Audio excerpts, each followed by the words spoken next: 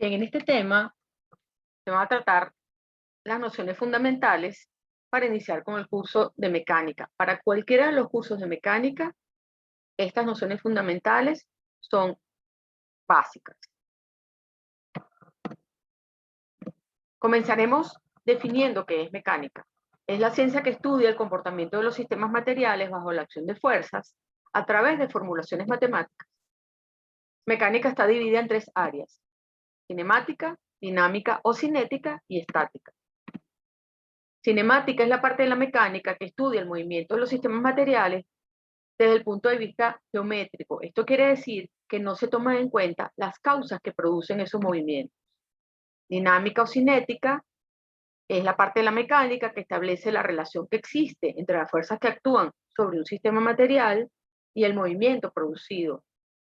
Y estática, que es un caso particular de dinámica, estudia esa relación entre las fuerzas que actúan sobre el sistema material para mantener su equilibrio. ¿Qué es un sistema material? Es cualquier ente físico formado en su totalidad por partículas materiales. Materia es cualquier región en el espacio que tiene dos propiedades: inercia y masa. Espacio, bueno, es el lugar que ocupa un sistema material determinado. Tiempo, duración o cronología de un evento. En ingeniería se utilizan modelos de la mecánica.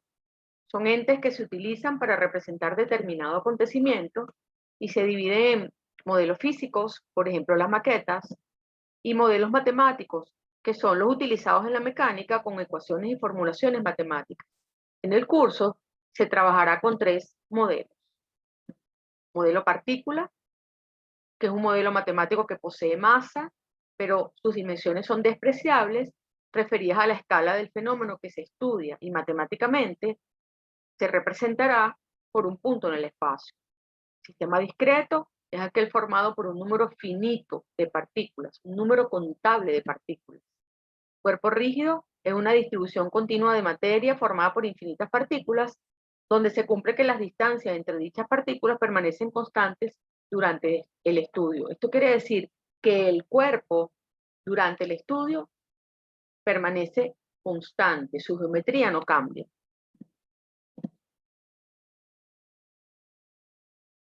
Marco de referencia es un ente físico necesario para definir, plantear y resolver todo problema de movimiento o equilibrio de un sistema material. ¿Para qué sirve el marco de referencia?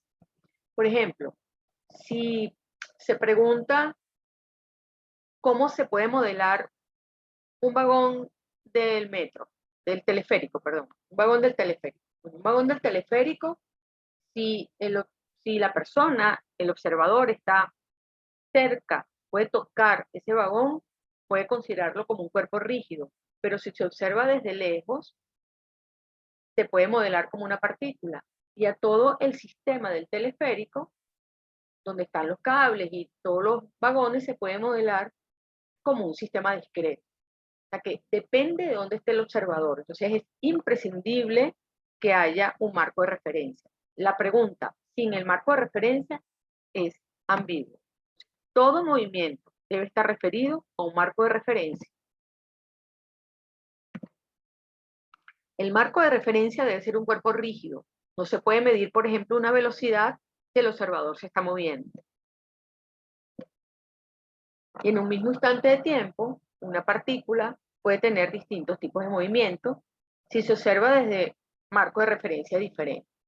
Por ejemplo, si hay dos personas dentro de un autobús y una tercera persona en tierra, las personas que están dentro del autobús ven como que ellas no se mueven una respecto de la otra, porque están en el mismo marco de referencia.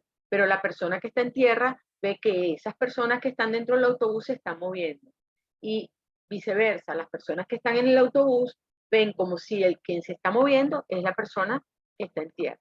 Entonces es imprescindible definir el marco de referencia.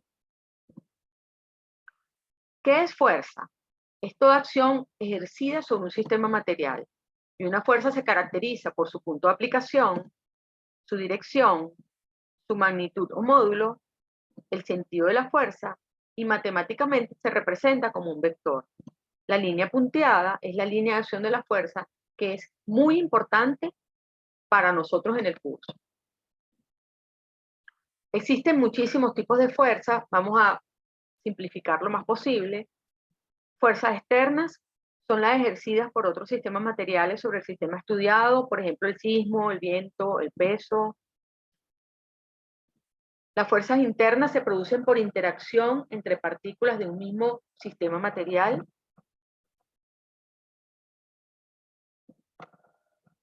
Las fuerzas reactivas son muy importantes para nosotros, son las que se producen por contacto directo entre partículas del mismo sistema material, que serían las internas, o las que se producen por interacción entre diferentes sistemas materiales, que serían las externas. ¿Por qué son importantes para nosotros? Porque son los valores de diseño, son los valores con los que posteriormente se va a diseñar. Las fuerzas activas son siempre externas. Bueno, en general son todas aquellas que no son reactivas. Pueden ser a distancia, producida por campos magnéticos o electromagnéticos, por ejemplo, la gravedad, y de contacto, las aplicadas directamente al sistema material. Principios fundamentales de la mecánica elemental. Primero, la ley del paralelogramo para la suma de fuerzas. Lo que dice esta ley, que está basada en evidencia experimental, es que si dos fuerzas actúan sobre una partícula, esas dos fuerzas se pueden sustituir por la resultante vectorial entre ellas. O sea, es una suma vectorial de esas fuerzas. Dos, el principio de transmisibilidad. Lo que dice este principio es que si sobre un cuerpo sólido rígido actúa una fuerza y luego se sustituye por otra fuerza que tiene la misma magnitud, la misma dirección y el mismo sentido que la anterior, actúa en la misma línea de acción pero en otro punto, el efecto es el mismo. O sea, las condiciones de equilibrio-movimiento de ese cuerpo rígido no se alteran si ocurre esto. Por eso es que les dije previamente que la línea de acción es muy importante para el curso. 3 serían las leyes fundamentales de Newton. La primera, que es la ley de inercia. La segunda, que lo que dice es que si la resultante sobre una partícula es diferente al vector nulo, entonces la fuerza es igual a la masa por aceleración. Y tenemos que tener en cuenta que la fuerza como vector tiene exactamente la misma dirección y sentido del vector velocidad. La tercera ley de Newton, principio de acción y reacción. Cuando hay dos partículas que interactúan independientemente de otro agente externo, la fuerza de acción entre ellas son iguales en magnitud, iguales en dirección, pero de sentido contrario. Son colineales de igual magnitud y opuestas. Y si como la fuerza es igual a masa por aceleración, se puede escribir también de esta forma. Caso particular, la atracción de la Tierra sobre una partícula situada en su superficie. Esto es bien importante porque la masa no es una fuerza. El peso sí, y el peso se obtiene multiplicando la masa por la aceleración de gravedad. En ingeniería aplicada, la masa es constante y la magnitud de la aceleración de gravedad es 9,81 metros por segundo cuadrado en el sistema internacional y 32,2 pies sobre segundo cuadrado en el sistema inglés. Los sistemas de unidades, aquí está la cantidad física,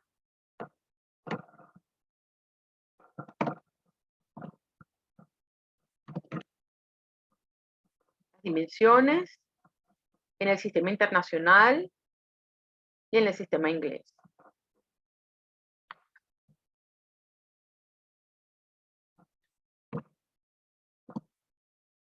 Grado de libertad es el menor número de parámetros necesarios, suficientes e independientes entre sí para definir la configuración de un sistema material en función del tiempo. En palabras más coloquiales, es el número de movimientos independientes posibles que puede tener o una partícula o un cuerpo rígido. Una partícula en el espacio tiene 3 grados de libertad, uno por cada movimiento independiente en el espacio. En el caso plano, una partícula tiene 2 grados de libertad, una por cada movimiento independiente. Son los 2 desplazamientos posibles. Cuerpo rígido en el espacio tiene 6 grados de libertad porque tiene 3 desplazamientos independientes y 3 rotaciones independientes. Si se toma como base un sistema de coordenadas cartesianas X, Y, Z, lo que se tiene es que entonces cada uno de esos desplazamientos y cada uno de esos vectores momentos coinciden con las direcciones de los ejes de ese sistema de coordenadas. Y en el plano, un cuerpo rígido tiene 3 grados de libertad. Las 2 posibilidades de desplazamiento y la única posibilidad de rotación en el plano.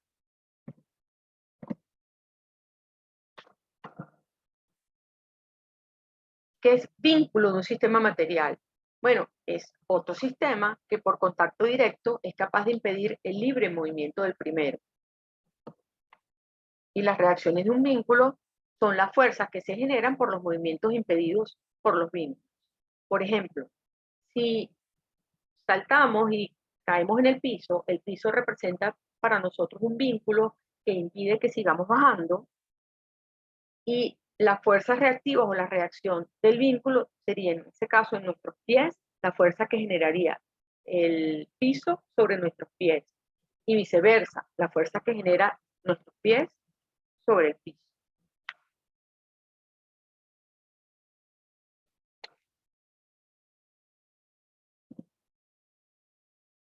Diagrama de cuerpo libre es una representación esquemática del cuerpo en estudio, donde se suprimen los vínculos y se sustituyen por las fuerzas reactivas que estos generan en los puntos donde esas fuerzas están aplicadas y donde esos vínculos están conectados. Se tiene que tener en cuenta que la resultante del peso actúa en el centro de masa, que coincide con el centro geométrico por tratarse de materiales homogéneos.